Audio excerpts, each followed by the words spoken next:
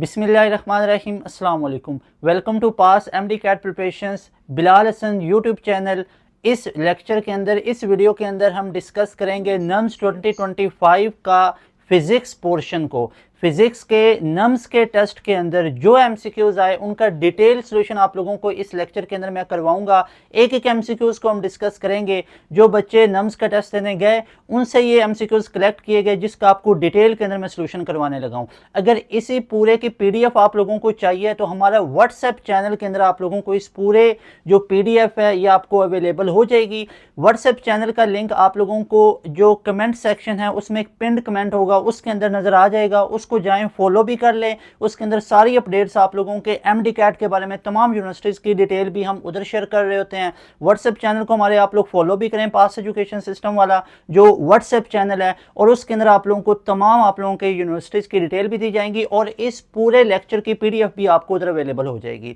तो स्टार्ट करते हैं। मेक श्योर अगर आप लोगों ने हमारा यूट्यूब चैनल सब्सक्राइब नहीं किया हुआ तो सबसे पहले आप लोग सब्सक्राइब कर लें, बेल नोटिफिकेशन को ऑल पे सेट कर लें।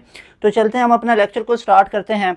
फिजिक्स के पोर्शन की अगर मैं बात करूं तो नम्स 2025 का जो फिजिक्स का पोर्शन है उसमें हमारे पास सबसे पहला एमसीक्यूज आप लोग चेक कर सकते हैं। पहला एमसीक्यूज हमारे पास लिखा हुआ है, if a charge present in a plane perpendicular to magnetic field the charge will move. यानी एक हमारे पास चार्ज पार्टिकल है, वो एंटर हो रहा है perpendicular in a plane perpendicular to magnetic field, तो वो चार्ज पार्टिकल कैसे मूव करेगा इसको जरा मैं आप लोगों को डायग्राम की मदद से समझा देता हूं कि वो किस सिनेरियो की हमारे पास बात कर रहा है। तो सबसे पहले आप लोग देखें, हमारे पास एक चार्ज पार्टिकल है, मैग्नेटिक फील्ड के परपेंडिकुलर वो एंटर हो रहा है। यहाँ पे कोई मैग्नेटिक फील्ड है, अप्लाइड मैग्नेटिक फील्ड, और ये चार्ज पार्टिकल उस मैग्नेटिक फील्ड के परपेंडिकुलर एंटर हो रहा है। तो ये चार्ज पार्टिकल कैसे मूव करेगा? फॉर एग्जाम्पल आप इसको ऐसे भी देख सकते हो, कहीं पे हमारे पास मैग्नेटिक फील्ड की डायरेक्शन जो है, फॉर एग्जाम्पल वो मैग्नेटिक फील्ड की डायरेक्शन ये वाली है डाउनवर्ड, और चार्ज पार्टिकल उसमें इस तरह एंटर हो रहा है। तो आप लोग चेक करें कि अगर एक चार्ज पार्टिकल इस डायरेक्शन में मूव कर रहा है तो मैग्नेटिक फील्ड की डायरेक्शन तो हमारे पास नीचे की तरफ है और चार्ज पार्टिकल बिल्कुल perpendicular to magnetic field enter हो रहा है। तो ये जो चार्ज पार्टिकल है ये कैसे अपनी जो स्टेट ऑफ मोशन है वो परफॉर्म करेगा? That will perform circular motion. तो हमारे पास जो राइट ऑप्शन बनेगा that will B circular path. Alpha option will be right option. अगर फॉर एग्जांपल यही चार्ज पार्टिकल हमारे पास किसी एंगल पे एंटर हो रहा है, neither that angle is 0 nor that angle is 90 degree, तो फिर आप लोग अगर उसके स्टेट ऑफ मोशन को निकालना चाहते हो तो that you can find q v B sine of theta. Q v B sine of theta की मदद से आप लोग निकाल सकते हो मैग्नेटिक फोर्स को।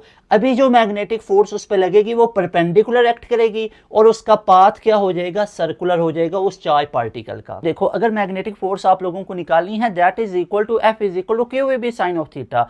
अगर तो किसी एंगल पे एंटर हो रहा है मैग्नेटिक फील्ड के अंदर कोई charge particle, you can calculate magnetic force by q v B sine of theta.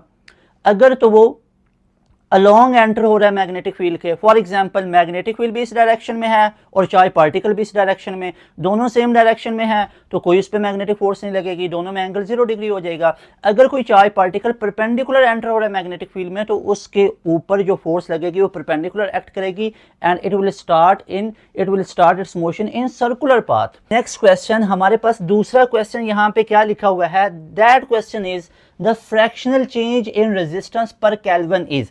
इसको हम यहाँ पे पढ़ते हैं। सबसे पहले आप लोग देखो हमारे पास क्या लिखा हुआ है। सबसे पहले लिखा हुआ है the fractional change in resistance. अब फ्रैक्शनल चेंज क्या होगा? चेंज इन रेजिस्टेंस अपॉन में ओरिजिनल रेजिस्टेंस। आगे कह रहे हैं पर केल्विन। अब पर केल्विन का हमारे पास मतलब क्या होगा? 1 अपॉन डेल्टा टी। अब इस पूरे को मिला के हम क्या बोलते हैं? इस पूरे को मिला के बोला जाता है temperature coefficient of resistance. That is temperature coefficient of resistance. अच्छा जी, उसके बाद हमारे पास नेक्स्ट क्वेश्चन आता है एंगल बिटवीन ए सी, यानी जो हमारे पास सेंट्रीपिटल एक्सेलरेशन है एंड रेडियल एक्सेलरेशन, इन दोनों के बीच में एंगल क्या होगा? तो देखो हमारे पास दो तरह की चीजें होती हैं। सबसे पहले हम बात कर लेते हैं यहाँ पे सर्कुलर मोशन की। तो यहाँ पे एक बॉडी है, उसका एक स्ट्रेट पाथ था, उसको सर्कुलर पाथ के अंदर हमने कन्वर्ट कर लिया। कैसे कन्वर्ट किया? कॉन्टिन्यूसली इस पे एक फोर्स लगी। फॉर एग्जांपल यहाँ पे एक हमारे पास पार्टिकल था, suppose that that particle is a, इस ए पार्टिकल का पाथ स्ट्रेट था, लेकिन इसके स्ट्रेट पाथ को सर्कुलर पाथ में किसने कन्वर्ट किया, एक कॉन्टिन्यूसली हर एक पॉइंट पे इस पे एक फोर्स लगी जिसकी डायरेक्शन थी टुवर्ड सेंटर, और इसलिए हमने उस फोर्स को क्या बोला, सेंट्रीपिटल फोर्स, और सेंट्रीपिटल फोर्स ने इसको सर्कुलर पाथ में रोटेट करवा दिया। अब यहाँ पे दो चीजें हैं, जिस डायरेक्शन में फोर्स लग रही है, आप लोग मुझे यहाँ पे देखो, फोर्स की डायरेक्शन किधर है, टुवर्ड सेंटर, तो दो तीन चीजों का हमें पता है, जिधर फोर्स लग रही है उधर ही एक्सेलरेशन होगा, यानी अगर फोर्स की डायरेक्शन हमारे पास ये है टुवर्ड सेंटर, तो एक्सेलरेशन जो कि सेंट्रीपिटल एक्सेलरेशन है, उस सेंट्रीपिटल एक्सेलरेशन की डायरेक्शन भी टुवर्ड सेंटर की तरफ होगी। तो एक चीज का तो हमें पता चला कि अगर कोई बॉडी सर्कुलर पाथ में मूव कर रही है तो सेंटर की तरफ सिर्फ फोर्स की ही डायरेक्शन नहीं होगी, बल्कि सेंट्रीपिटल एक्सेलरेशन की डायरेक्शन भी टुवर्ड सेंटर होगी। दूसरा होता है रेडियल वेक्टर। अब रेडियल वेक्टर की होती है डायरेक्शन सेंटर से लेके टुवर्ड आउट सरफेस, यानी वो फ्रॉम सेंटर होती है, और सेंट्रीपिटल एक्सेलरेशन की टुवर्ड सेंटर होती है। तो देखो, एक सेंट्रीपिटल एक्सेलरेशन जो टुवर्ड सेंटर है, और एक रेडियल हमारे पास वेक्टर जो कि अवे फ्रॉम सेंटर है, दोनों एंटी पैरेलल है, और एंटी पैरेलल में एंगल कितना होता है, 180 डिग्री का। यहाँ पे मैं आप लोगों को एक दो चीजें दोबारा बताना चाहता हूँ। सुनो, एक बॉडी है, ये वाली बॉडी है, ये स्ट्रेट पाथ में मूव करना चाहती है। फॉर एग्जांपल ये बॉडी चाह रही है कि मैं स्ट्रेट पाथ में मूव करूं, इस स्ट्रेट पाथ को सर्कुलर पाथ में कौन रोटेट करवा रहा है, सेंट्रीपिटल फोर्स। फॉर एग्जांपल एक धागे के साथ एक पत्थर को बांधो और घुमाना शुरू कर दो, तो आपका हाथ क्या कर रहा है, उस पत्थर को सर्कल में से बाहर नहीं जाने दे रहा। मिसाल के तौर पे आप उसको घुमाते जा रहे हो, किसी पॉइंट पे छोड़ोगे तो वो टेंजेंट टू द सर्कल जाएगा, तो किस फोर्स ने उसको बाउंड किया हुआ है कि वो सर्कुलर पाथ में रोटेट करे, वो हमारे हाथ की फोर्स है। और हमारे हाथ की फोर्स क्या उसको अप्लाई कर रही है, कॉन्टिन्यूसली सेंट्रीपिटल फोर्स। यहां पे दो चीजें समझना बहुत जरूरी है, एक तो सेंट्रीपिटल फोर्स आया ही टुवर्ड सेंटर से है, ऐसी फोर्स जो टुवर्ड सेंटर होती है that is called centripetal force. दूसरी चीज, ये सेंट्रीपिटल फोर्स हमें कॉन्टिन्यूसली लगाना पड़ती है, अगर एक पॉइंट पे भी सेंट्रीपिटल फोर्स नहीं लगाएंगे तो बॉडी आउट ऑफ सर्कल चली जाएगी। दूसरी चीज, जब कोई बॉडी सर्कुलर पाथ में मूव कर रही है तो उसकी जो फोर्स की डायरेक्शन है दैट इज टुवर्ड सेंटर, और जो सेंट्रीपिटल एक्सेलरेशन है उसका रीजन क्या होता है, सेंट्रीपिटल फोर्स, तो वो भी किधर होगा, टुवर्ड सेंटर, और जो रेडियल होगा वो अवे फ्रॉम सेंटर, तो एक सेंटर की तरफ एक अवे फ्रॉम सेंटर, तो दोनों में एंगल 180 डिग्रीज का बनेगा। So beta option will be right option. By moving to next question we have EMF induces zero when the plane of the coil। यहां पे सिर्फ एक कीवर्ड यूज किया गया है जिसके ऊपर मैं आप लोगों को फोकस करवाना चाहता हूं। सुनो, that is plane of coil. ये तो हमें सीधा सा समझ में आता है कि EMF इज जीरो। अब देखो EMF का फॉर्मूला हमारे पास क्या होता है, that is VBL sine of theta. कई वेज है, मैं आपको मैथमेटिकली प्रूव करके दे देता हूं। पहले सुनो, EMF is zero when the plane of the coil is, आपको पता है यहां पे जो एंगल पुट करेंगे that will be vector angle. Vector angle को पुट करेंगे। जैसे ए लेवल वाले बच्चे को साइन ऑफ थीटा और साइन ऑफ थीटा में थोड़ा सा कंफ्यूज हो जाते हैं। जैसे आप लोगों ने फ्लक्स में पढ़ा होता है EA कॉज ऑफ थीटा और EA साइन ऑफ थीटा भी पढ़ा होता है, तो वहां पे वेक्टर एरिया का कॉन्सेप्ट नहीं है ए लेवल में। तो आपको मैं दोनों वे से बता देता हूं। सुनो, आप लोगों ने वेक्टर एंगल पुट करना होता है, तो यहां पे प्लेन ऑफ द कोयल कैसे होनी चाहिए EMF को जीरो बनाने के लिए, तो आपने यहां पे एंगल कितना करें तो EMF zero. Simple is that, EMF will be VBL sine of zero, यानी अगर साइन ऑफ जीरो होगा, as you know sine of zero तो जीरो होता है, तो EMF कितनी हो जाएगी, जीरो हो जाएगी। अब मुझे बताओ साइन ऑफ जीरो कब होगा, जब प्लेन कैसे रखी जाएगी, प्लेन रखी जाएगी परपेंडिकुलर। आप बोलोगे वो तो पैरेलल होनी चाहिए, क्योंकि यहां पे प्लेन का वर्ड यूज हुआ है।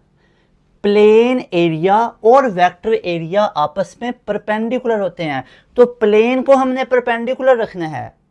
जब प्लेन परपेंडिकुलर है तो प्लेन का एंगल कितना बना, 90 डिग्री। तो क्या 90 पुट करेंगे, नो, हमने तो वेक्टर एंगल पुट करना होता है। तो 90 के ऊपर परपेंडिकुलर जीरो आएगा, जीरो के ऊपर 90 होता है perpendicular. So that is why plane को 90 पे रखेंगे और हमारा जो एंगल पुट होगा वो वेक्टर एंगल होगा, दैट विल बी जीरो। तो sine of zero zero, EMF will be zero. आप लोगों ने EMF को क्या करना है, आपने EMF को जीरो करना है। तो आप जो प्लेन ऑफ कॉइल है वो क्या करेंगे, मैग्नेटिक फील्ड के परपेंडिकुलर प्लेस करेंगे, और हमारे पास जो EMF की वैल्यू होगी दैट विल बी 0। और EMF पैदा कब होगा? जब चेंज इन फ्लक्स होगा। जब सिंपल फ्लक्स होगा तो उससे EMF पैदा नहीं होता है। सिंपल फ्लक्स तो कांस्टेंट भी हो सकता है। तो EMF पैदा होने की सबसे बड़ी रीज़न होती है change in flux. That is the only reason for production of EMF। अगर EMF पैदा करनी है तो चेंज इन फ्लक्स होना चाहिए। तो हमारा राइट आंसर आएगा परपेंडिकुलर टू मैग्नेटिक फील्ड। अगर प्लेन ऑफ कॉइल परपेंडिकुलर पड़ी होगी तभी तो उसका वेक्टर एंगल क्या बनेगा? 0। यानी प्लेन कैसे पड़ी हुई है? फॉर एग्जांपल मान लो ये हमारे पास मैग्नेटिक फील्ड है। इस मैग्नेटिक फील्ड के यहां पे आप लोगों ने इस कॉइल को परपेंडिकुलर रख दिया, तो अब यहां पे एंगल कितना बना? 90 डिग्री का। क्या हम 90 पुट करेंगे? नो, 0 डिग्री पुट करेंगे। अगर मैं आपसे कहता है EMF मैक्सिमम करनी है, नॉट 0, तो आप लोगों ने कहना है इसी कॉइल को उठा के पैरेलल कर दो। पैरेलल में एंगल कितना बनना था? 0। पुट कितना होना था? 90। और साइन ऑफ 90 मैक्सिमम होता है 1 होता है। Got it? Everybody clear? Clear हो गया ये वाला क्वेश्चन आप लोगों को? So alpha option will be right option. Okay, उसके बाद हमारे पास नेक्स्ट क्वेश्चन है, two waves identical travelling in the same medium are superposed. तो इसको क्या बोलते हैं? इंटरफेरेंस बोलते हैं। इंटरफेरेंस की डेफिनेशन के अंदर से क्वेश्चन पूछा गया, बहुत बेसिक लेवल का क्वेश्चन है, डेफिनेशन है सीधी सीधी कि टू वेव्स आइडेंटिकल है, ट्रैवल कर रही हैं सेम मीडियम में, इंपोज करेंगे तो क्या बनेगा? इंटरफेरेंस होगा। इंटरफेरेंस में भी कंस्ट्रक्टिव, कंस्ट्रक्टिव में क्या होगा? दो वेव हैं फॉर एग्जांपल, आपस में मिलके एक बड़ी लार्जर वेव बना देती हैं। डिस्ट्रक्टिव में नो वेव, डिस्ट्रक्टिव में नो वेव, आगे कोई उसका इफेक्ट नहीं होता है। डाइफ्रैक्शन कब होती है? डाइफ्रैक्शन के अंदर जब एक स्मॉल स्लिट के अंदर से पास करे डाइफ्रैक्ट हो जाता है, एंगल चेंज हो जाता है। रिफ्लेक्शन में जिस मीडियम से जाता है उसी मीडियम में वापस आ जाता है। रिफ्लेक्शन में भी बेंडिंग होती है। So right option will be interference. Got it? अच्छा जी, उसके बाद हमारे पास नेक्स्ट क्वेश्चन है, the necessary condition for induce EMF। अभी बता चुका हूं कि इंड्यूस EMF अगर हम लोगों ने पैदा करना है तो एक चीज याद रखनी है, सुनो, अगर इंड्यूस EMF पैदा करना चाहते हैं तो चेंज इन फ्लक्स होना चाहिए। चेंज इन फ्लक्स होना चाहिए। अगर फ्लक्स चेंज होगा तो EMF पैदा होगी। तो सुनो, coil must be linked with through a changing flux. Yes, changing flux, alpha option is right option.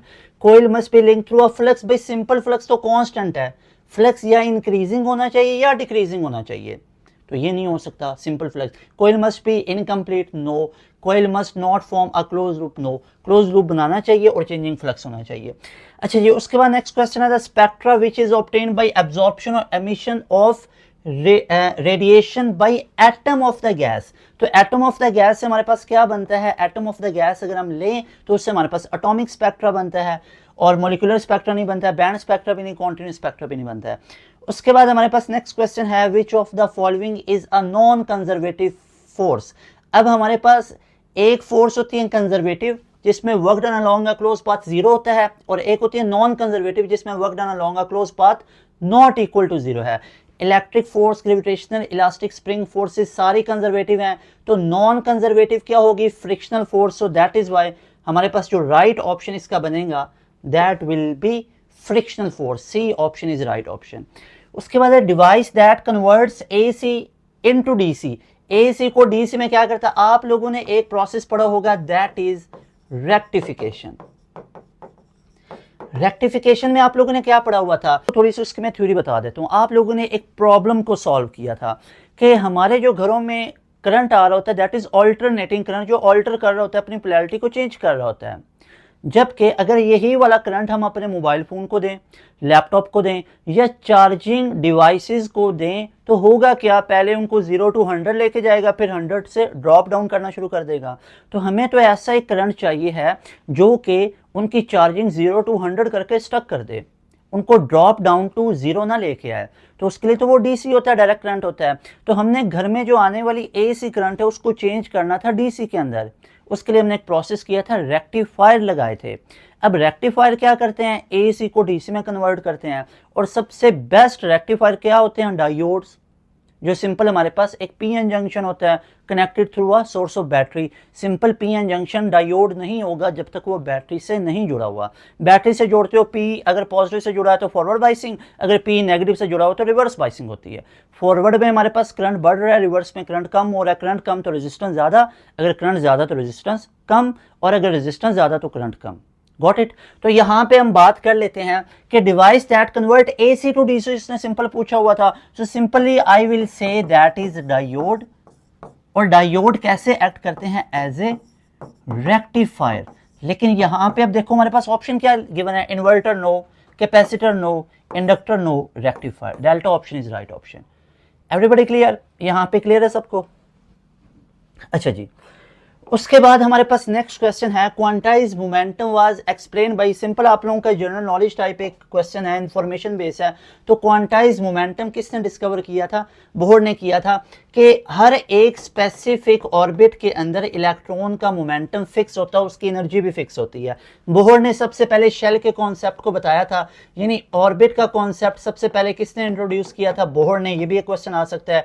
Her orbit के अंदर रिवॉल्व करने वाला जो इलेक्ट्रॉन है उसकी एनर्जी फिक्स होती है, उसका मोमेंटम फिक्स होता है, unless until it will move to next orbit, जब तक ये नेक्स्ट ऑर्बिट में मूव नहीं करता। उसके बाद जनाब एक मजे का क्वेश्चन आता है, electric potential at a distance R is given by, बहुत simple question, V is equal to K Q upon R. आप लोगों ने पढ़ा होगा electric potential at a distance R. यहाँ पे के की जगह पे आप 1/4 pi epsilon naught into Q upon R भी पुट कर सकते हैं। बट यहाँ पे अगर आप लोग देखोगे तो हमारे पास सिर्फ अल्फा ऑप्शन ही राइट बनेगा, बीटा, सी और डी हमारे पास राइट ऑप्शन नहीं होंगे। ओके जी, उसके बाद हमारे पास नेक्स्ट क्वेश्चन है, which of the following act as a semiconductor. आपको पता है ग्रुप 4A वालों को याद रख लो, अगर नहीं पता तो आज से आप एक बात को याद रख लो, जो हमारे पास ग्रुप 4A होते हैं, ग्रुप 4A में कार्बन, सिलिकॉन, जर्मेनियम की बात कर रहा हूं, उनको बिहेव करवाया जा सकता है एज ए सेमीकंडक्टर। वो सेमीकंडक्टर की तरह कंडीशनल कंडक्टर्स होते हैं। तो यहां पे देख लो, iron no, zinc no, tungsten no, silicon is the right option. उसके बाद range at what angle is maximum, very good question. यहां पे देखो इसके बारे में हम 2-3 मजीद चीजों को डिस्कस कर लेते हैं। आज के टेस्ट के अंदर, आज के नम्स के टेस्ट के अंदर 2025 के अंदर ये क्वेश्चन पूछा गया, ऐसे भी याद रख सकते हो कि किस एंगल पे किसी बॉडी को फेंके तो वो सबसे दूर जाएगी, दैट इज 45। अगर आप एक बॉल है उसको दूर फेंकने की कोशिश करते हैं, फॉर एग्जाम्पल 2 बंदे हैं, मैं आपको यहां पे एक एग्जाम्पल देना चाहता हूं। फॉर एग्जाम्पल ये 2 बंदे हमारे पास, एक ये वाला बंदा है और एक ये वाला बंदा है। अब ये वाला बंदा भी बॉल को फेंक रहा है और ये बॉल को फेंकता है फॉर एग्जाम्पल इस एंगल पे। अब समहाउ इसने फेंका है 60 डिग्री पे, मान लो आप लोग, ठीक है, और इस बंदे ने भी इसी सेम पोजीशन से बॉल को फेंका इस एंगल पे। अब समहाउ इसने फेंका 45 डिग्री पे। आप लोगों ने देखा अगर ये दोनों सेम एनर्जी लगा रहे हैं, एक एंगल के चेंज करने से बॉल का जो ट्रैवलिंग है वो ज्यादा उसकी रेंज ज्यादा होगी। मेरी बात समझ में आई? उसकी रेंज क्या होगी? ज्यादा। फॉर एग्जाम्पल अगर यहां से आप कंफ्यूज ना हो तो इस बंदे को हम इधर ही खड़ा कर देते हैं, यहां पे ये बंदा इधर खड़ा हुआ है और यहां से ये इस बॉल को फेंक रहा है, फॉर एग्जाम्पल यहां से इस बॉल को ऐसे फेंक रहा है। तो चेक कर लो, इसने 60 एंगल पे फेंका तो यहां तक गिरी, और इसने 45 पे फेंका तो ये दूर जाके गिरी। तो भाई दूर चीज को फेंकना चाहते हो तो 45 के एंगल पे फेंको तो दूर जाएगी, ठीक है, और रेंज मैक्सिमम होगी 45 पे। अब दूसरी चीजें आपको बताता हूं, याद रखो जिन 2 एंगल का सम 90 डिग्री होता है उस पर रेंज सेम होती है। फॉर एग्जाम्पल अगर मैं आपसे कहता हूं 70 डिग्री पे एक बॉल को फेंका है, 70 एंगल पे एक बंदे ने बॉल को फेंका है और एक बंदे ने 20 डिग्री पे बॉल को फेंका है, तो मुझे बताओ दोनों की रेंजेस अलग अलग होंगी या सेम होंगी? भाई बिल्कुल सेम होंगी, बिकॉज 70 + 20 दैट गिव्स 90 डिग्री। बताऊं, अगर तो आप लोग कहीं किसी ऐसे बंदे के हत्थे चढ़ गए ना जिसने आपको रटी रटाई बातें करवानी है, तो फिर ये बातें समझ में नहीं आएंगी। फिर उस बंदे से पढ़ के आप लोग अपना नम्स का, एमडी कैट या नस्ट का या कोई भी एप्टीट्यूड टेस्ट क्लियर नहीं कर सकते हो। It's all about short tricks, it's all about time management, जो कि आपको मिलेगी pass MD CAT preparation YouTube channel पे या पास एजुकेशन सिस्टम चैनल पे। तो इधर आपको ये तमाम शॉर्ट ट्रिक्स पढ़ाई जाएंगे। अब सुनो, ध्यान से सुनो, अगर तो 2 एंगल का सम 90 डिग्री है, फॉर एग्जाम्पल 50 डिग्री और 40 डिग्री, एक बंदा, मैं आपको एक कंडीशन बना के देता हूं, आपसे पेपर में क्वेश्चन पूछा जाए कि एक बंदा 50 डिग्री के एंगल पे बॉल को फेंक रहा है और उसकी रेंज है 300 मीटर और एक बंदा 40 डिग्री पे बॉल को फेंक रहा है, तो उसकी रेंज कितनी होगी, लेस देन 300, इक्वल टू 300 या मोर देन 300। तो बच्चा बोलेगा 50 एंगल पे फेंका तो 300 है, 40 पे फेंकेगा तो लेस देन होगा। नो, दोनों एंगल का सम कितना आ रहा है 90, 50 प्लस 40। एक बंदा भी 50 एंगल पे फेंक रहा है, दूसरा बच्चा 40 डिग्री पे फेंक रहा है, तो 50 plus 40 that will be equal to 90 degrees. दोनों एंगल का सम 90 है तो रेंजेस भी सेम होंगी। 50 वाले की रेंज 300 मीटर है तो 40 वाले की भी रेंज 300 मीटर। अच्छा, जिन दो एंगल का सम 90 डिग्री आज से पल्ले बिठा लो अपने बात, उस पर रेंज सेम होगी। Got it? यानी एक बॉडी को फेंका गया 30 एंगल पे, रेंज है 100 मीटर, मिसाल दे रहा हूं। अगर 60 एंगल पे फेंकेंगे तो रेंज कितनी होगी, कमेंट सेक्शन में मुझे बताओ जल्दी से, शाबाश। Note that question, if a body is thrown at angle of 30 degree it has range of 100 meter. If same person throws that ball at 60 degree, what will be its range? Comment section में मुझे बताओ। भी आप लोग सारे बच्चे comment करेंगे इस चीज को, मुझे इसका आंसर करें, शाबाश, वेरी गुड। अच्छा जी, अब हम चलते हैं नेक्स्ट क्वेश्चन की तरफ। बहुत ही मजे का ये क्वेश्चन है कि work done is positive if angle is. तो यहाँ पे हम बात करेंगे वर्क टोटल हमारे पास 3 तरह का होता है। अगर आप लोगों को अभी तक नहीं पता तो याद रख लो, वर्क हमारे पास फिजिक्स की दुनिया के अंदर 3 तरह का होता है। एक वर्क हमारे पास होता है नेगेटिव, एक वर्क हमारे पास होता है जीरो, एक वर्क हमारे पास होता है पॉजिटिव। एक वर्क होता है नेगेटिव, एक होता है जीरो, एक होता है पॉजिटिव। ठीक है, एक नेगेटिव है, एक जीरो है, एक पॉजिटिव है। अब नेगेटिव, जीरो, पॉजिटिव को जरा डिफाइन करते हैं। अगर तो आप वर्क को देखो तो वर्क हमारे पास क्या होता है, that is simple F dot D. F dot D ये हमारे पास वर्क होता है, जो कि एक स्केलर क्वांटिटी है, स्केलर प्रोडक्ट है। ठीक है, दो वेक्टर्स को मल्टीप्लाई किया, एक स्केलर क्वांटिटी है, that is a scalar product. ठीक है, अच्छा जी, और वर्क जितना होगा उतनी एनर्जी। अब देखो, अगर तो फोर्स और डिस्प्लेसमेंट के बीच में एंगल होगा 90 डिग्री, एग्जैक्ट 90 डिग्री, तो वर्क होगा जीरो। अब इस क्वेश्चन को घुमाते हैं। अगर मैं आपसे बात करूं सर्कुलर मोशन की, शाबाश बताते जाओ। अगर बात करूं सर्कुलर मोशन की तो मुझे बताओ वर्क डन अलोंग करके बताओ। Work done along a circular path will be equal to 0 degree. क्यों? क्योंकि भाई सर्कुलर पाथ की बात कर रहे हो तो डिस्प्लेसमेंट, बॉडी किधर जाना चाहती है, टेंजेंट टू द सर्कल। ये देखो टेंजेंट टू द सर्कल, और फोर्स किधर लग रही है, सेंटर की तरफ। तो दोनों में एंगल कितना बना, ये देखो बॉडी सीधा जाना चाहती है tangent to the circle, force नीचे टुवर्ड सेंटर लग रही है, angle 90 degree. Work done will be zero because F D cos of theta होता है, और कॉज ऑफ थीटा, थीटा की जगह पे 90 पुट किया जाएगा, बिकॉज एंगल कितना बनता है सर्कुलर मोशन में फोर्स और डिस्प्लेसमेंट के बीच में, दैट इज 90 डिग्री।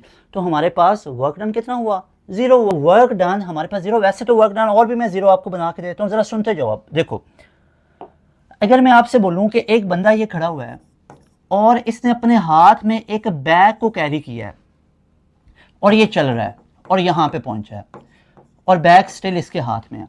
मुझे ये बताओ, इस ए पॉइंट से बी पॉइंट तक आते हुए मुझे बताओ इसका टोटल वर्क डन कितना है, that will be equal to zero. आप बोलोगे वर्क कैसे जीरो, ये बंदा ए से बी तक आया। सुनो, वर्क डन हमारे पास होता है किसके इक्वल है, जरा सुनो। Work done is equal to F D cosine of theta. तो भाई चेक करो, ये थीटा एंगल क्या है, ये थीटा एंगल होता है बिटवीन फोर्स एंड डिस्प्लेसमेंट। तो फोर्स किधर लग रही है, इस बैग को उठाने के लिए, बैग को उठाने के लिए फोर्स लग रही है ऊपर की तरफ, और डिस्प्लेसमेंट किधर कवर हो रहा है, इस डायरेक्शन में। एंगल कितना बना 90 डिग्री का, cause of 90 will be zero, so work done will be zero. मजा आया या नहीं आया, सारी चीजें क्लियर हो रही हैं, वर्क डन कैसे जीरो निकला। अब हम बात करते हैं वर्क डन पॉजिटिव कब होगा। आप लोगों ने जीरो से एंगल स्टार्ट करना है। कॉज ऑफ जीरो क्या होता है, 1 होता है। जीरो से लेके 90 तक, तो मुझे बताओ क्या कॉज ऑफ 90 पुट करेंगे, आप बोलेंगे नहीं सर 90 पे तो जीरो वर्क डन होता है। तो जीरो से लेके 90 के बीच में कोई एंगल पुट करो, 0 डिग्री से लेके 90 के बीच में, लेकिन 90 इंक्लूड नहीं करना, कोई भी एंगल पुट करो वर्क डन पॉजिटिव होगा। और अगर 90 से लेके 90 नहीं 90 से लेके 180 तक इंक्लूडिंग 180 पुट करो तो वर्क डन नेगेटिव होगा। तो यहां पे क्वेश्चन हमारे पास बड़ा सिंपल सा था, क्वेश्चन था work done will B positive. तो अभी आपको मैं बता चुका हूं कि भाई अगर तो वर्क डन पॉजिटिव चाहते हो तो हमारे पास ये जो थीटा है, ये जो हमारे पास थीटा है, ये हमारे पास थीटा कितना होना चाहिए, ये हमारे पास लेस देन, यानी कि थीटा हमारे पास बड़ा किससे होना चाहिए, 0 से। क्या 0 भी हो सकता है, बिल्कुल हो सकता है, तो इंक्लूड कर लेंगे। और ये थीटा छोटा किससे होना चाहिए, 90 से। क्या 90 को इंक्लूड करना है, नो क्यों नहीं इंक्लूड करना, क्योंकि 90 पे 0 है, इसलिए हम लेस देन लिखेंगे, इक्वल टू नहीं लिखेंगे। तो इससे हमें पता चला कि हमारे पास जो एंगल है वो 0 से लेके 90 तक, क्या 0 इंक्लूड होगा, बिल्कुल होगा। So that is why alpha option will be right option, because cos of 0 will be equal to 1। Got it. अच्छा जी, उसके बाद if velocity is double what happens to kinetic energy. बड़ा मजे का क्वेश्चन है। काइनेटिक एनर्जी का formula के अंदर से हमें चेक कर रहा है, kinetic energy is equal to half mv²। तो यहाँ पे देखो किसको डबल किया, velocity is double, velocity is double ना, तो वेलोसिटी को डबल करो, 2 का स्क्वायर 4 हो गया, तो सिंपल सी बात है कि काइनेटिक एनर्जी 4 टाइम हो जाएगी, इसमें सोचने वाली क्या बात है, क्वाड्रपल्स हो जाएगी। Got it. अच्छा जी, नेक्स्ट क्वेश्चन, ये बुक लाइन से कंट्रोल सी किया, बुक लाइन से इधर आके कंट्रोल वी कर दिया। क्या क्वेश्चन है, क्वेश्चन जरा पढ़ो। On a clear day at noon the intensity of solar कितनी होती है, क्लियर नून पे 1.2 किलोवाट पर मीटर स्क्वायर है। इसको एक दफा काउंटर वेरीफाई भी अपनी बुक से कर लो, वेरीफाई भी करके बताओ, 1.2 किलोवाट पर मीटर स्क्वायर है। उसके बाद है बर्स्टिंग ऑफ टायर, हमारे पास नेक्स्ट क्वेश्चन है, bursting of tyre is an example of. तो देखो बर्स्टिंग ऑफ टायर में जो ये रैपिड एक्शन होता है, और rapid action bursting of tyre में टाइम लगता ही नहीं है हीट को चेंज होने में, और ऑलमोस्ट जो डेल्टा क्यू है वो हमारे पास 0 रहती है, और जिसमें डेल्टा क्यू 0 रहे उसको हम बोलते हैं एडियाबैटिक प्रोसेस, एडियाबैटिक प्रोसेस। ऐसे नहीं मजा आएगा, जरा डिटेल में बात करते हैं। देखो सबसे पहले हम यहाँ पे बात करते हैं टोटल जो हमारे पास प्रोसेस यूज हो रहे होते हैं ना, आपके थर्मोडी का ये टॉपिक है, तो वो हमारे पास टोटल 4 तरह के प्रोसेस हैं। एक होता है हमारे पास आइसोथर्मल, आप लोगों ने नाम सुना होगा। आइसो का मतलब होता है सेम, थर्म का मतलब होता है टेम्परेचर। तो आइसोथर्मल में टेम्परेचर क्या होगा, कांस्टेंट। अगर टेम्परेचर कांस्टेंट है तो क्या चेंज आ रहा होगा टेम्परेचर में, नो, तो चेंज 0 होगा। एक होता है हमारे पास एडियाबैटिक प्रोसेस। अब एडियाबैटिक में क्या होता है, हीट ऑलमोस्ट सेम रहती है, हीट कांस्टेंट रहती है। भैया अगर हीट कांस्टेंट तो क्या हीट में चेंज आया, नहीं आया, तो 0 आई। एक हमारे पास होता है आइसोबैरिक। आइसोबैरिक में क्या होता है, आइसोबैरिक में प्रेशर कांस्टेंट रहता है, प्रेशर कांस्टेंट है, क्या प्रेशर में चेंज आया, नहीं आया, 0 का। एक होता है हमारे पास आइसोकोरिक। आइसोकोरिक में क्या होता है, वॉल्यूम कांस्टेंट होता है, क्या वॉल्यूम में चेंज आया, नहीं आया, 0 हुआ। Got it. अच्छा आइसोकोरिक का मुझे वर्क डन बताओ कितना होगा, कमेंट सेक्शन में कमेंट करके बताओ। Work done in isochoric process will be equal to, जल्दी से बताओ, शाबाश। हो गया क्लियर, एवरीबॉडी क्लियर। ओके जी, नेक्स्ट क्वेश्चन की तरफ मूव करते हैं। हमारे पास नेक्स्ट क्वेश्चन है, during rubbing of hands internal energy will be. जरा सोचो, रबिंग ऑफ हैंड्स, सर्दियों में हाथों को रब किया, for example rubbing of hand, हुआ क्या, इस रबिंग ऑफ हैंड से, रबिंग ऑफ हैंड्स, इससे हुआ क्या, इससे हमारे पास टेम्परेचर बढ़ गया।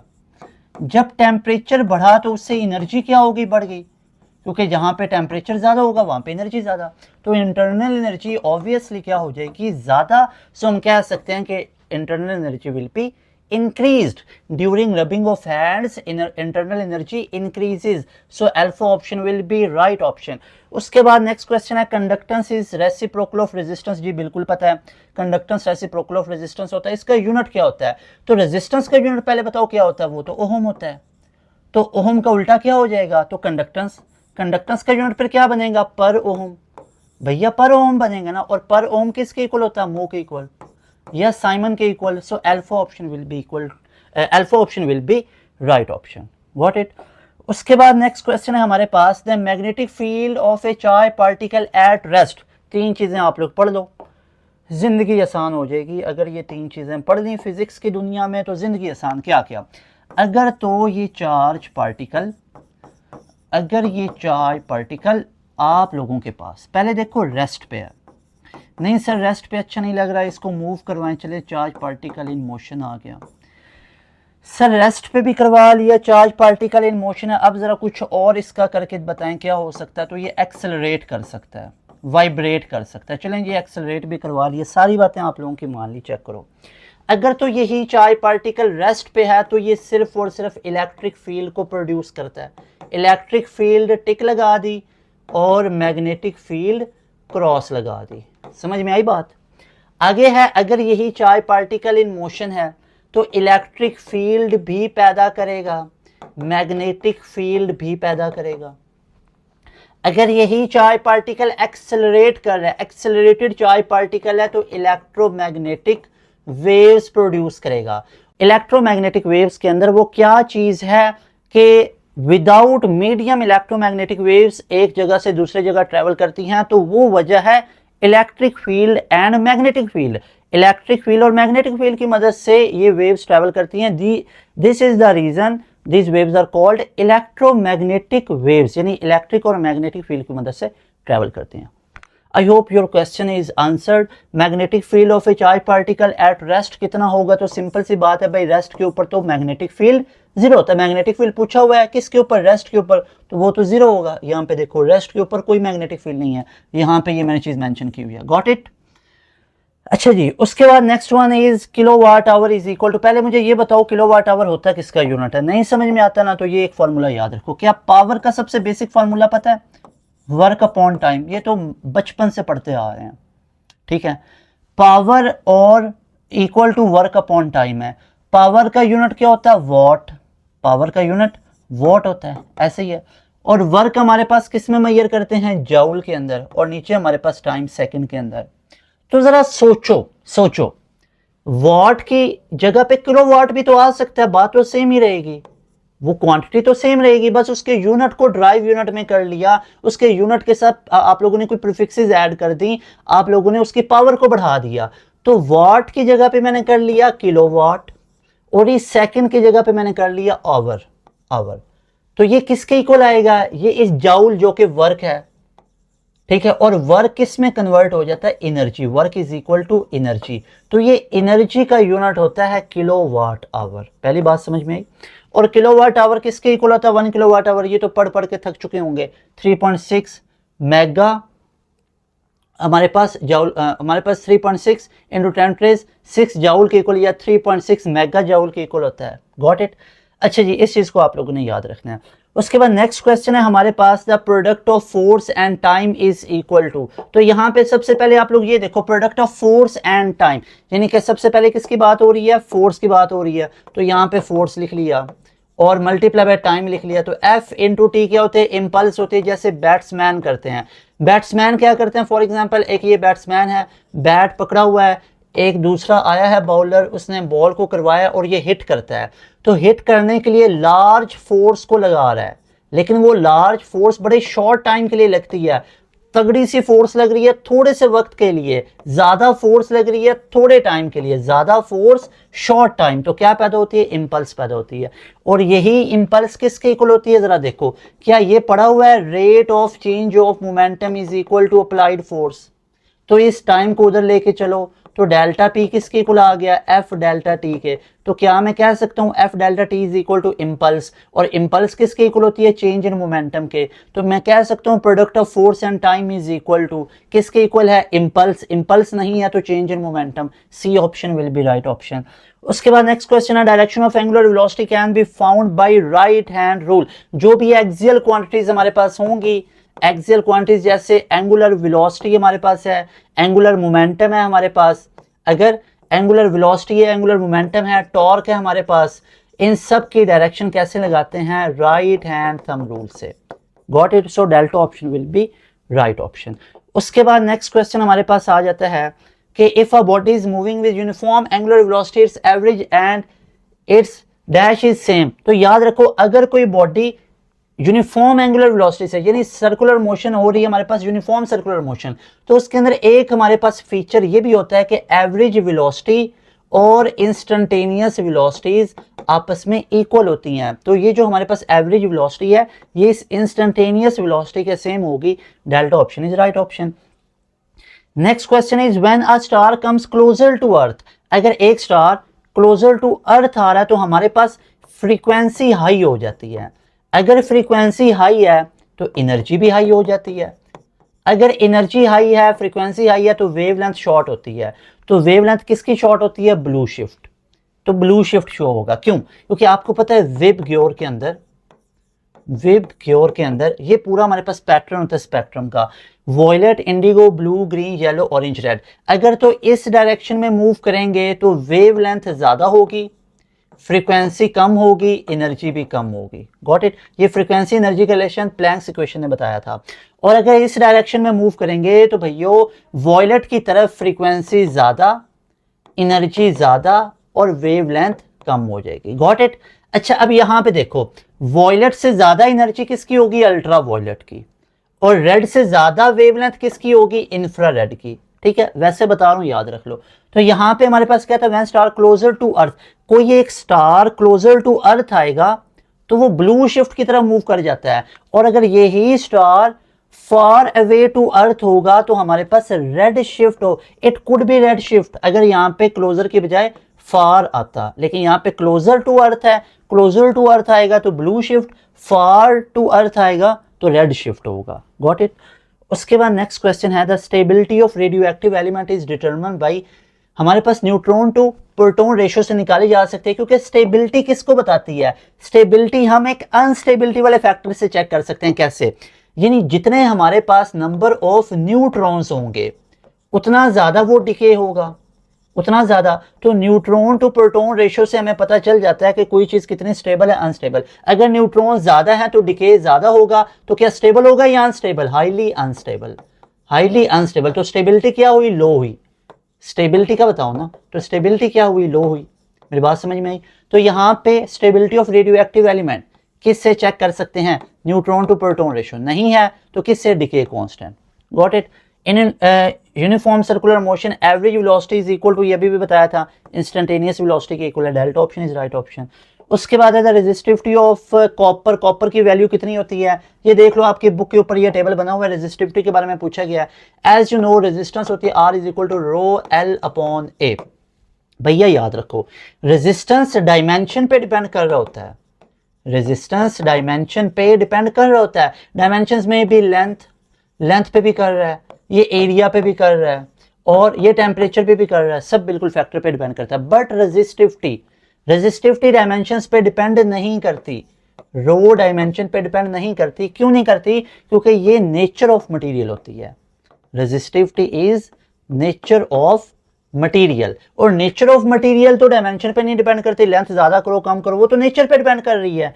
और इसकी वैल्यू कितनी होती है? 1.54 इंटू 10⁻⁸ ओम मीटर। उसके बाद नेक्स्ट क्वेश्चन है, electric field intensity of infinite sheet. बड़ा ही बोर्ड लेवल का क्वेश्चन आपसे पूछा गया। आप लोगों ने इनफाइनाइट शीट का बताना है इलेक्ट्रिक फील्ड इंटेंसिटी। तो आप लोगों को दो चार चीजों का पता होगा, मैं आपको बल्कि काफी ज्यादा इसके बारे में बता देता हूँ। एक, हमारे पास इलेक्ट्रिक फील्ड इंटेंसिटी, पहले तो बात है वेक्टर होता है, ये होता है force per unit charge, force per unit charge. अगर हमारे पास डिस्टेंस गिवन हो तो होता है KQ/R²। पोटेंशियल होता है KQ/R, but electric field intensity KQ/R²। अगर हमारे पास पोटेंशियल ग्रेडियंट में बात करें तो डेल्टा V/डेल्टा R, ठीक है, या delta V is equal to E delta R। और अगर हम बात करें इनफाइनाइट शीट की तो σ/2ε0 इनफाइनाइट शीट के लिए। और अगर हम टू ऑपोजिटली चाय प्लेट्स की बात करें तो σ/ε0। अगर होलो चाय स्फीयर की बात करें तो 0। What it? तो यहां पे ये पूछा गया था इनफाइनाइट शीट के लिए, और साथ R वेक्टर भी यूनिट वेक्टर आता है, ठीक है। तो electric field intensity for infinite sheet कितनी होगी? σ/2ε0 is in delta option, so delta option will be right option. Got it? अच्छा जी, उसके बाद है द फ्रीक्वेंसी ऑफ साइक्लोट्रॉन। अब यहां पे रुको, पहले बताओ फ्रीक्वेंसी ऑफ साइक्लोट्रॉन क्या होती है, वो नहीं पता तो पहले ये देखो। Frequency of cyclotron is equal to QB/2πm। Got it? ये साइक्लोट्रॉन फ्रीक्वेंसी का फॉर्मूला, सिंपल सी बात है भैया, frequency is inversely proportional to mass.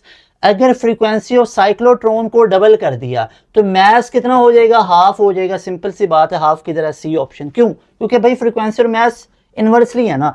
अगर फ्रीक्वेंसी डबल तो मैस हाफ, अगर फ्रीक्वेंसी हाफ तो मैस डबल, सिंपल सी बात है।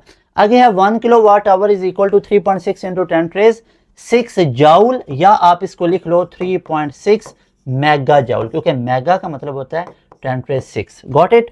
अच्छा जी, उसके बाद हमारे पास नेक्स्ट क्वेश्चन है 1 kilowatt hour is equal to, बता चुका हूँ 3.6 मेगा जाउल के इक्वल। आगे if velocity is double what happen to kinetic energy, ये भी हो चुका हुआ है, क्वाड्रपल्स हो जाएगी। मैस इज डबल, अब मैस को डबल किया गया, ये चेक करो वही वाला क्वेश्चन। अगर अब मैस को डबल किया गया तो हमारे पास फ्रीक्वेंसी क्या हो जाएगी, हाफ हो जाएगी। कैसे? क्योंकि frequency is inversely proportional to mass. Got it. तो ये हाफ हो जाएगी। फ्रीक्वेंसी का फॉर्मूला भी क्या बताया था, frequency is equal to q B upon 2 pi m. तो भैया यहाँ पे जो फ्रीक्वेंसी इस मैस के इनवर्सली प्रोपोर्शनल। आगे है bursting of tyre. Bursting of tyre is an example of adiabatic process. Overall heat constant रहती है और हीट में कोई चेंज नहीं आता। आगे direction of angular velocity is determined by right hand rule, ये भी बता चुका हूँ। स्टैंडर्ड रेजिस्टिविटी ऑफ कॉपर अभी गुजर के गया 1.5 × 10⁻⁸। काफी रिपीट हो रहे हैं, काफी बच्चों ने बताया, फिर आप लोगों के साथ वो शेयर कर रहे हैं। सेम क्वेश्चन यहाँ पे repeat. On a sunny day solar constant आप लोगों को बताया 1.2 किलोवाट पर मीटर स्क्वायर हमारे पास होता है। इसको आप लोग काउंटर वेरीफाई भी बुक से भी देख लो। Stability of radio active element कैसे होती है, डिके कांस्टेंट से। 1 kilowatt hour is a measure of energy equal to 3.6 mega joule. तो ये वाला क्वेश्चन भी अभी आपको 3-4 मरतबा करवाया। Bursting of tyre is best किसकी एग्जांपल है, एडियाबैटिक प्रोसेस की। Direction of the angular velocity right hand rule से। Standard value of resistivity copper की 1.5 × 10⁻⁸। Stability of radio active isotope, बताओ किससे पता चलेगी, डिके कांस्टेंट से। मैस डबल किया गया, फ्रीक्वेंसी क्या हो जाएगी, हाफ।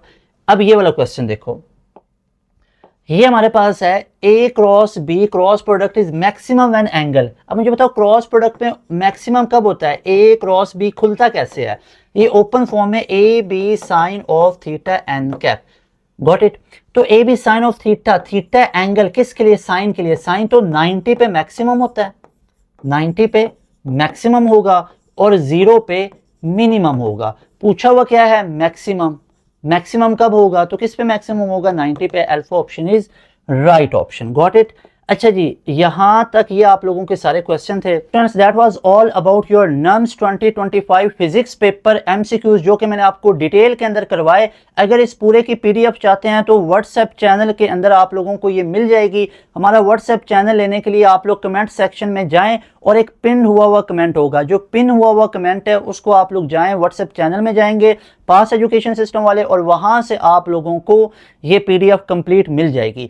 अगर इसी तरह की एमडी कैट के बारे में प्रिपरेशंस करना चाहते हैं, अपने बाकी यूनिवर्सिटीज के टेस्ट भी करना चाहते हैं, तो must subscribe our YouTube channel. साथ में पास एजुकेशन सिस्टम को भी विजिट करें। तमाम यूनिवर्सिटीज की प्रिपरेशंस आप लोगों को हमारे बैच में करवाई जाती हैं। आप पाकिस्तान की कोई भी टॉप 9 यूनिवर्सिटीज के कैंडिडेट्स की तैयारी करना चाहते हो, मेडिकल वाले जो स्टूडेंट है कंप्यूटर साइंस में जा सकते हैं, विदाउट एड मैथ जा सकते हैं। कई बच्चे हैं उन्होंने अपना माइंड सेट किया होता है एड मैथ वाला, तो आप कोई भी कैटेगरी में जाना चाहते हो, किसी भी यूनिवर्सिटी में जाना चाहते हो, तो प्रिपरेशन करो पास एजुकेशन सिस्टम यूट्यूब चैनल से। हमारे ऑनलाइन बैचेस होते हैं जिनमें आप 7000 वन टाइम पे करते हैं, हमारे बैच का हिस्सा बन जाते हैं, और बैच में आने के बाद आपको 1 साल तक हमारे पोर्टल की एक्सेस रहती है। जैसे आप पर मंथ अकेडमीज में फीसिस पे करते हो, कॉलेजेस में पे करते हो, इधर कोई हिसाब ऐसा नहीं होता है। आपको वन टाइम 7000 पे करना पड़ता है। आपको पाकिस्तान की तमाम टॉप 9 यूनिवर्सिटीज कैंडिडेट्स की तैयारी करवा दी जाती है। इधर आप लोग नस्ट के लिए तैयारी कर रहे हो, यूईटी के लिए, प्यास के लिए, फास्ट के लिए, जीके के लिए, मेडिकल की तमाम टेस्ट को तैयार कर रहे हो, जस्ट 7000 वन टाइम पे करना है। तमाम लेक्चर नोट्स मटेरियल हम प्रोवाइड करेंगे, तमाम का तमाम प्रैक्टिस जोन हम प्रोवाइड करेंगे। हर यूनिवर्सिटी का सेग्रीगेटेड कंटेंट आप लोगों को मिलेगा। ऐसा नहीं होगा कि एक ही पुराना कोई आप लोगों को हर एक में दे दिया जाएगा, नस्ट की भी इधर से तैयारी, एमडी कैट भी इधर से। नो, हर यूनिवर्सिटी का अलग अलग कंटेंट मिलेगा, टेस्ट सेशन होंगे, प्रैक्टिस मटेरियल हम प्रोवाइड करेंगे, कोई एक्स्ट्रा चार्जेस नहीं है। One time you have to pay 7000, you will get enrollment into our super premium batch, जिसमें पाकिस्तान की 1, 2, 5, 10 यूनिवर्सिटीज नहीं, टॉप 9 यूनिवर्सिटीज की तैयारी करवाई जाएगी। जस्ट 7000 में अभी एनरोलमेंट ले सकते हो इस नंबर के ऊपर कांटेक्ट करके। मिलेंगे नई वीडियो में। तैमूर हसन को दें इजाजत। अस्सलाम वालेकुम, अल्लाह हाफिज, पाकिस्तान जिंदाबाद।